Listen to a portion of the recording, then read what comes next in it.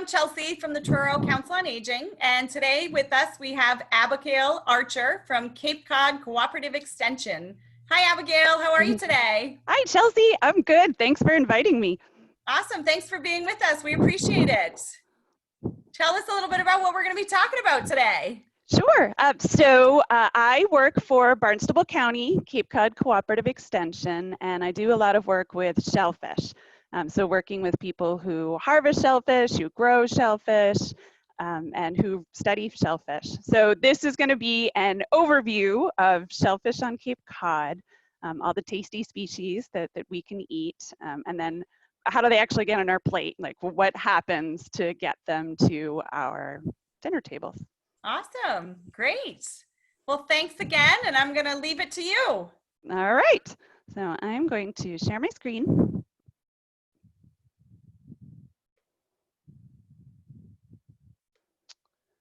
Bear with me for a second. So thank you to the Truro Council on Aging for inviting me. I love giving talks, and it's just been such a strange time to not be in front of audiences of real people. But this is absolutely better than nothing. So I'm very glad that we have this method available to us. And normally I would ask a lot of questions back and forth, but obviously that's not possible right now either.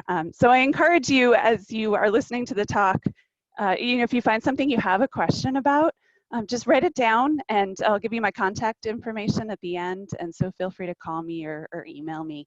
I'm an extension agent with Barnstable County. It's my job to talk to everyone and answer their questions. So I'd be happy to do that.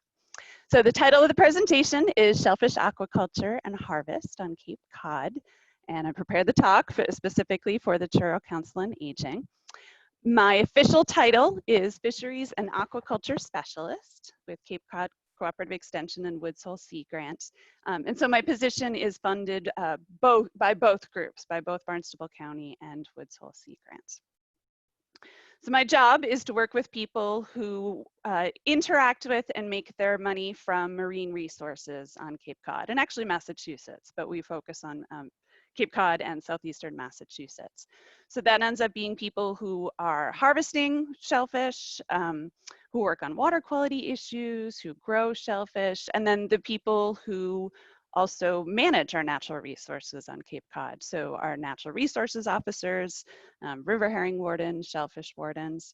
And so I've got two colleagues, and our job is to figure out what kind of questions those folks have, what kind of problems they're experiencing, issues, and then design monitoring programs or scientific experiments to get at some of the answers to the questions they have. So this is me doing some shellfish research, testing out some different types of gear. I've also done water quality research. So this is me in the middle of a rain garden that ideally is supposed to improve water quality before it goes out into the bays where we have our shellfish. So that's enough about me. So if we were all together, I would ask for a show of hands. So just kind of mentally note as I ask these questions. So we have so many shellfish available to us on Cape Cod, and they are all tasty. And I feel so lucky to live in this area where we have access to all this amazing high quality seafood that in a lot of cases our neighbors are producing for us. One of the popular dishes on Cape Cod are steamers or soft shell clams. Have you ever eaten oysters on the half shell? You can also eat oysters baked. You don't have to have them raw. They're quahogs, and there's lots of names for quahogs, and then also lots of different ways to eat quahogs. So quahogs are also known as northern clams. Or hard clams. The small quahogs are called little necks, and you can have them over pasta. That's one of my favorites. Big ones are called chowders, and you can have them as a stuffy or a stuffed clam. And we have sea scallops. We have bay scallops. We've got blue mussels. And then don't forget razor clams, which are not often seen at restaurants or in fish markets, but they're around. You can often ask for them. And then there's a new kid on the block, butter clams, which is a species we're starting to do some work on and help people come up with a new crop to grow on the aquaculture grants. And they're also called petite surf clams. So I know that, since I can't see you in person and survey what your background information is, I'm going to assume that some folks tuning in maybe don't know very much about shellfish species. And then some of you, like, this might have been your living or may continue to be your living, and this is all pretty basic. So I tried to put in something for everyone. So here's a quick review of our 8 shellfish species. So I just showed you photos of them in dishes, like you'd see in a restaurant. And there are so many different common names for the shellfish species that we eat. So I do think it's important to also know what the scientific name is. So if you're talking about it with someone that you're talking about the same species. So steamers, soft-shell clams, are Maya arenaria. Oysters, although folks talk about all the different flavors of oysters and how Wellfleet oysters are different from churro or different from Provincetown versus Dennis, but they're all the same species. They are all Crassostrea virginica. Quahogs get known as hard clams, northern clams, chowder, cherry stones, little necks, top necks, depending on the size, but they're all Mercenaria mercenaria. You got sea scallops. I always trip over this one. Placopecten magellanicus, I think. Bay scallops, Argopecten irradians. That's another fun one to say. Blue mussels, razor clams, and then surf clams. So these are our 8 primary species that we have access to out on the Cape. So here's the main question of the whole presentation that I'll be talking about now is, so how do all these delicious species get on our plates? So there's a variety of ways that happens. So some of it, and these photos didn't come through, sorry about that, but the text is the most important. So they are either harvested in the wild by a large boat in deep water. They could be harvested by small boats close to shore. They could be wild harvested, they're hand dug or gathered at low tide, so somebody walks out to get them with their gear. Or they can be grown on an aquaculture shellfish farm. Also, some of you may already do this. There's recreational harvest. So you don't always have to rely on other people to get your shellfish for you. Most towns, including Truro, as you know, has a recreational harvest program. And so Cape Cod, of the 15 towns, sells over 17,000 permits a year. So a lot of people do this. You can buy a permit in your own town, but you are, as a citizen of the Commonwealth, you can get a shellfish permit in any town you want, but they do have the right to charge you more for it if you don't live in that town. Every town manages a shellfish program on Cape Cod, and the county assists with those programs, those propagation programs, by helping them put together seed orders, and so from the local hatchery. So since 1999, it's been over 200 million quahog seed and 40 million oysters from the program starting in 1999 to present day. All right, so I'm going to start with the species that are not grown by aquaculture. These are pretty much purely wild harvest. Some people are doing some research into aquaculture, but for the most part, these are harvested in the wild. And so the first is sea scallops. So there's the picture up in the corner of a sea scallop. Sea scallops are harvested by very large boats that, there's some on Cape Cod, but many of them operate out of New Bedford. So this one does. Sea scallops are, they're not cheap in the fish market, very tasty though.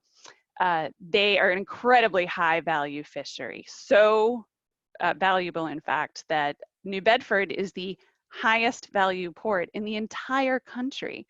So if you're looking at landings, like the volume, how many fish are coming in, it's Dutch Harbor, Alaska. But if you look at the value, how much money that fishery brings in, it's New Bedford, Massachusetts. Primarily because of the sea scallop industry. It's worth, this was from 2018 data, which is the most recent we have, $431 million that fishery is worth. So then coming way inshore, these are razor clams. There's a bunch of different species of razor clams out in the world, but these are Ensis directus. And these are also not grown by aquaculture. folks have tried and it doesn't work very well. So these species are harvested out on the tidal flats, and you may have seen people out there. Don't know if there's an active fishery in Truro, but Eastham and Brewster, Orleans as well, there's quite an active fishery. And so what folks do is they go out, especially in the really, really low tides, and they have this apparatus. It looks like a pesticide sprayer. It is not. It does not have anything bad in it. It's a super salty solution in there. And so what they do is they go around, and these harvesters know what shape the hole is out on the tidal flats. And so then they squirt the super salty solution into the hole, and the razor clams pop up, and then you can grab them and harvest them. So that's where the razor clams are coming from. And then I realized I didn't have any good photos of people out there harvesting softshell clams, but these are also another species. Some people have tried to grow them as an aquaculture crop, but it's actually easier to go harvest them in the wild, although it's not easy work by any stretch of the imagination. But folks go out with the clam rake. Chatham is an area that there's a lot of folks that go out for softshell clams and make their living that way. So the rest of the species on the list are coming to our plates from a mix of either wild commercial harvest or aquaculture. They're being grown. So the oysters, quahogs, bay scallops, surf clams, and blue mussels. Blue mussels for aquaculture primarily are grown in Canada. There are a couple people up on the North Shore trying to figure out how to do offshore mussel farms, but it's not quite in commercial production yet. So any local blue mussels have been harvested by hand or imported in from Canada, especially around Prince Edward Island. So the folks that are going out there and making their living based on the shellfish resources are sort of in two categories. Main categories. So one are the commercial wild harvesters, and there's over 1,000 permits, I think that's for the state, annually issued. But that part of the fishery is declining. So the participation in that fishery is declining. So over the past 10 years, the number of permits being issued has kind of gone down. Shellfish growers are the other, aquaculturalists, shellfish growers are the other group. And there's over 250 farms on Cape Cod. And that segment of the fishery has been growing over the past 10 years, and actually really over 20. It has continued to grow. There's pros and cons with that. So aquaculture, what is aquaculture? It sounds just like agriculture for a reason. You know, instead of growing plants and animals based on the soil, you are growing plants, or excuse me, animals, but some plants in the water. So it is water-based agriculture, water-based growing. We're going to stick to shellfish aquaculture, but there are ways that you can grow finfish, and some folks on Cape Cod are experimenting with seaweed species too, but that could be a whole nother talk. So we're going to focus on shellfish aquaculture. And so what folks do is they lease an area of the ocean bottom of tidal flats, and the town still owns that area. And what they're doing is they're folks who are engaging in aquaculture are renting that or leasing that. But oftentimes you'll hear the word grant, and I might just use that terminology because I'm used to it. Shellfish grants are what people call those areas, but it's not really a grant. They're not being given the area, it's a lease. They're renting it, and they pay a fee to the town, and then they're subject to regulations of the town as well. And for those of you who have engaged in this at all, you know that there's a lot of permitting to make this happen. There's a lot of oversight of shellfish aquaculture, and there's, I teach a whole class just specifically on that. So here are two maps to show just in the time period between 1989 and 2010, how much shellfish aquaculture has grown in southeastern Massachusetts. We don't have a 2010 map yet, but that's on my list of things to do. So I don't have to pay attention to the color scheme so much, but just look at the towns that were engaged in aquaculture. Truro wasn't there yet in '89. not in 2010, but with the 2020 map will definitely show churro participating in aquaculture as well.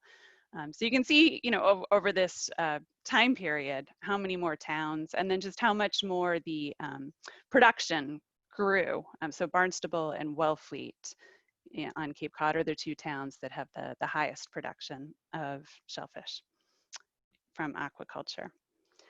Aquaculture in Massachusetts it's a decent part of the economy. So the total shellfish aquaculture value for all of Massachusetts, and that's including all the different species, is $28.5 million in 2018. So that was the worth of the shellfish themselves. But it also supports our economy. So we've got 263 growers on Cape Cod. So this is 2018 data from Division of Marine Fisheries. That's the most recent we have so far. So 263 growers on Cape Cod, and that's 67% of all the growers in Massachusetts. We have 500 acres under cultivation as shellfish grants, and that's a little less than half, so 44% of the total acreage in Massachusetts. And then I said it was worth $28.5 million. Well, we commissioned a study from UMass Dartmouth to look at the economics of the shellfish industry. And we've got a whole report on this if you're interested, but they figured out that you could apply an economic multiplier to that number. Because it's not just the shellfish, it's folks are, they need to buy a truck and they need to have their truck serviced and they need to buy gear and they need to buy ice and they need to, buy shipping labels. And so because of all that activity that's generated from growing shellfish, it actually produces more jobs and more value. So any number associated with shellfish aquaculture, you can times that by 1.79 and you can get a better idea of the over economic value to the state. So lesser farmed species, I'll just cover really quick. So I talked about mussels, and you can grow them as well as wild harvest them, but that's mostly happening in Canada. And then bay scallops are interesting. There are growers on Cape Cod doing these, but because bay scallops can move, you need to keep them contained. And so the method for that is they keep them in these lantern nets, is what they're called, and then they get suspended from the bottom. And I know there's a grower doing it in Bourne and Falmouth, but you need deep water sites in order to do that. So by far, the two most popular species grown are quahogs, Mercenaria mercenaria, and oysters, Crassostrea virginica. So when shellfish aquaculture was kind of, getting off the ground in, 80s, 90s, most folks were growing quahogs.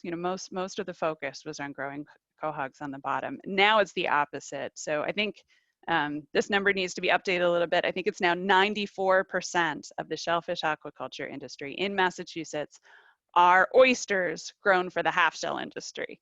So it's almost a monoculture out there, but folks are growing quahogs as well. This is by no means a new activity. So there's actually a long history of, well, obviously there's a long history of shellfish harvest on Cape Cod, but there's a long history of culture of growing on Cape Cod as well. Early 1900s, shell fishermen would catch set, so like baby clams, baby oysters, or juveniles just out of the water, and then they would move them over onto private grants or private lease areas. So that's what this guy is doing out here. And then there was a scientist named Dr. David Belding who did some preliminary research of shellfish culture in the early 1900s. He did a lot of his work in Wellfleet, and in some ways laid the foundation for the type of culture that we have today. So this has been around on Cape Cod for a little while. So here's the basic overview of how the process works, and then I'll delve into the details a little bit more. So first you start off at a hatchery, and so you get adult shellfish, males and females, although some of them are both, and you sort of manipulate their environment to trick them into thinking it's the time to spawn. So you do that by raising and lowering the temperature in this tray, and then they release their eggs and sperm, and then, oh, I'll show you another, oh, okay. Anyway, so In another slide, I'll show you what happens after that. But so then you have a nursery phase. And so they're really small, so you have to take care of them a certain way. So those are little tiny quahogs. And then there's a grow out phase. So this is actually for oyster culture. So you are just putting them out there in the right environment, letting them grow to the size that you want so that you can bring them to market and make money. And then harvest is the last. So that's the basic overview for stages. So what do shellfish eat? You know, think if you are engaging in agriculture and you have livestock and you have cows or sheep, you have to feed them. You have to provide them with food. It's a little bit different for shellfish. So once they're past that hatchery phase, they are just eating food out in the environment. So you're not shellfish aquaculture, you're not providing food. They are grazing off of the phytoplankton that's in the water column already. So you're availing yourselves of all the incredible food that's out there in our Cape Cod waters. So it's helpful to kind of think of them like sheep. So phytoplankton, it's kind of like grass. Sheep are going out to graze, to eat, and the shellfish are out there grazing as well and just filter feeding and grabbing all that phytoplankton that's in the water. So I'm going to step you through the process that a shellfish grower goes with oysters. So here's our oysters. So here's this photo again. Henry Lind, who used to be the natural resources director for Eastham, called it the Club Med for shellfish. So you put them in an environment, you make them very happy, and then you allow them to spawn. And then you get these little shellfish, which are plankton themselves at this stage. And then you put them in these big holding tanks, and there's lots of different ways, lots of different designs of these things in a hatchery. And then you add algae. So at this point, you are specifically feeding your shellfish. And this is like one person's job is specifically to, actually it's a lot of people's jobs, but if one person keeps track of all the different species of plankton. So just like you wouldn't want to feed a little baby a hamburger, like you wouldn't want to feed baby shellfish plankton that was too big. So they're not just growing any old plankton, they are culturing very specific strains to feed to their small shellfish. There's a bunch of different hatcheries that growers can buy their seed from, but the local one is ARC Hatchery in Dennis, and it's on Cape Cod Bay. So this is a screenshot from their website. And if you're interested, I highly encourage you to check out their website because there's beautiful photos and they go through and show the process of what it is they do. So a grower will get seed, and even though it's an animal and it's a shellfish, it still gets called seed. So these are oyster seed, and they are about 1/4 of the size of your pinky fingernail at this point. But they grow really fast. Sometimes people refer to them as popcorn. And you can't really leave them alone because they keep growing and you don't want them to get crowded in whatever container you're putting them in. So you're constantly sorting through them. So June 28th, there's that little tiny, half the size of a pinky fingernail phase. By July 17th, they're about 1/2 inch. By August 12th, they're a little bit over 1 inch. And by November 10th, they're about 2 inches. Now that's if they're an excellent growing area where there's lots of food and there haven't been a lot of predators, but they can grow pretty quick. Depending on what strain of seed you can get, it could take some folks have figured out how to grow a market-sized oyster in a year, but it's anywhere from like a year to 3 years, depending on conditions and what your market is. In the old days and in some other states, people would just take that seed and just put it directly on the bottom on the tidal flats, and they just kind of mark out their area, and that's referred to as on-bottom culture. Connecticut, the state of Connecticut, their oyster aquaculture is primarily on bottom. There are too many predators in Cape Cod tidal flats. It's not really a good investment of time or money to just broadcast shellfish out there. Oftentimes you need some kind of predator protection. Also, we've got a pretty good tidal fluctuation, and so you don't want them to wash away either. So there's all sorts of different ways of containing your shellfish. So one is off bottom is racks and bags. So these are rebar racks, and then there are these bags that are attached.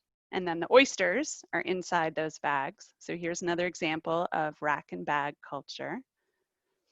And this is also rack and bag. You can have off-bottom trays. So these are plastic trays, and this is kind of like a oyster apartment building. So there's different levels of trays, and then there's like a layer of oysters in between each of these, and then they're mounted on PVC poles. You can also, part of off-bottom is bags or baskets, so you can string a line and then suspend these baskets, and then they'll go back and forth in the water. I need a better photo of this, but this is suspended culture. So there's actually a lot of food at the top of the water column, more so than at the bottom. So if you can get your shellfish to float up at the top at high tide, then they've got access to more food. So these are bags with then floats on the sides. And then there's floating oyster cages. So this gear that this gentleman is standing next to, there's a whole bunch more of them behind him, but this is just flipped over. So you just see the floats, but this is a cage with oysters, and so you can see there are bags inside that with the oysters. And then when you want to get to the oysters, either to clean or sort them or to harvest them, then you flip over the cage. So one of the amazing parts to me about working with the shellfish aquaculture industry is how much innovation there is. So across the 15 different towns, you know, everybody's got their own method to figure out how to grow shellfish best in their town, in their embayment, for their market.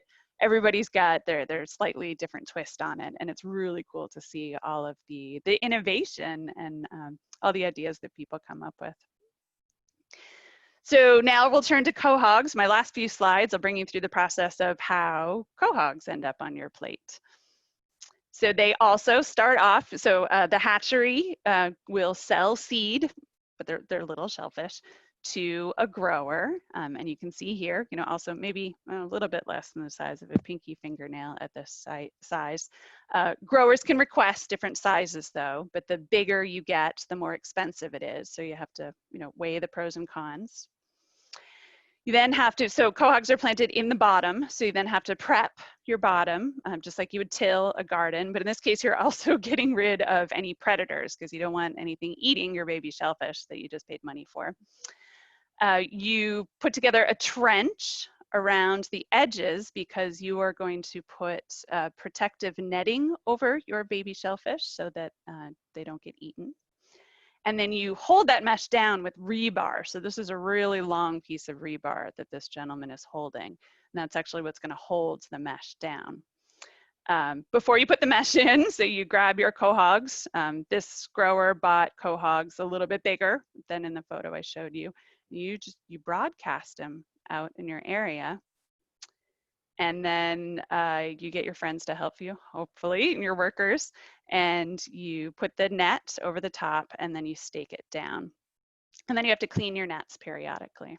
When it's time to harvest, this is really simplified, but when it's time to harvest, you take the net off and then you go through, there's a bunch of different rakes, there are bull rakes and baskets, and it's pretty hard labor. And so you go through and you dig up your quahogs at whatever size you think you'll be able to sell them at for the best price. The last species is surf clams or butter clams. And so one of the projects that my colleagues and I are working on are trying to look into what are the possibilities of other types of species that people can grow and make money on to diversify their crops. And so surf clams, you're probably familiar with, walking out on the beach. These, people harvest these. There is a wild harvest for these. But if you grow them, hatcheries are starting to produce seed right now, and you grow them up to about 1.5 to 2 inches. Their market name is butter clams. And you're probably not going to see them on the menu yet, but I'm going to say in like 2 years, if you see butter clams, sometimes they're called petite surf clams. If you see them on the menu, I encourage you to check them out because it's a new crop, and growers can get them up to a harvestable size faster than quahog. So that's one of the appeals of them. And we just finished a report that we'll make available to shellfish growers on some potential methods for growing them and what we think the pros and cons of each of the methods are. So last couple slides. So when you have all these delicious shellfish on your plate, or you order them in a restaurant, you're supporting the local economy. You're you know, in some ways supporting your neighbors. There's a lot of jobs that come out of shellfish aquaculture and shellfish harvest. But for aquaculture specifically, 2013, we commissioned a study, again with UMass Dartmouth, and they found that shellfish farmers were responsible for 769 jobs in Massachusetts, so just shellfish aquaculture. But then they generated an additional 140 jobs through indirect activity, resulting in a total of 909 jobs in Massachusetts. We actually think this is a little bit of an underestimate, and I know it's more than that now because we have more production now. So again, you know, when there are so many ways you can enjoy shellfish, but you're supporting the local economy when you're eating those. And if you want to learn more about shellfish, on the Cape Cod Cooperative Extension website, which is listed up here, we have a page specifically with information, if you click on each of these things, on shellfish harvest. So what things to know before you go out and harvest recreationally. There's safe cooking, and there's some recipes in there. And then also nutrition facts, since, you know, shellfish don't come with that nutrition label like you do on other packaged foods or on packaged foods. We created one for you. So if you want to know what nutrients are in there, you can check that out. If you're on Facebook, I encourage you to check out and like the Cape Cod Cooperative Extension Facebook page. We post information about all of our extension agents. So there's gardening and water quality information in there as well. But we post all the photos of all the shellfish work that we're doing as well. Also, we have a class coming up, and it's going to be a little bit different this year. So normally it happens every other year, March to May, well, this one will take place in 2021. And normally it's 8 in-person classes and then 2 to 3 field trips to meet growers and learn about their techniques. It's a brave new world. We are going to do it virtually this year. So it'll be sort of a hybrid approach. And then we're hoping, so people will learn at home through virtual means. And then we're hoping to be able to get out for some socially distanced field trips outside, to a way to get people to meet their shellfish farmers, but then also to stay safe. And we usually have a mix of people in the class who just want to learn about shellfish aquaculture. They've seen it from the beach. They just want to learn what it's all about. And then people who are interested in getting into it and getting their own grant. It's always a mix. So normally this is the part of the presentation where I'd ask if there's any questions, but I'm not going to see you in person. So if you have any questions, also feel free to go to the Cape Cod Extension website, and the address is up at the top. There are 3 marine extension agents. This is Josh Reitzma, there's me, and then Harriet Booth. Feel free to contact any of us, but my contact information is up at the top. So here's my email address and here's my phone number. And if you have any questions, feel free to get in touch. And I thank you for your time. Awesome. Thanks so much, Abigail. That was great. You're welcome. Now you're making me want some yummy seafood. I know, I'm hungry now. Well, cheers and thanks again. We appreciate your time and your wonderful presentation. That was awesome. Thank you so much, Chelsea. And I hope everyone has a good end of the summer. Yay. Thank you. I always wonder, did I stop? It still says recording.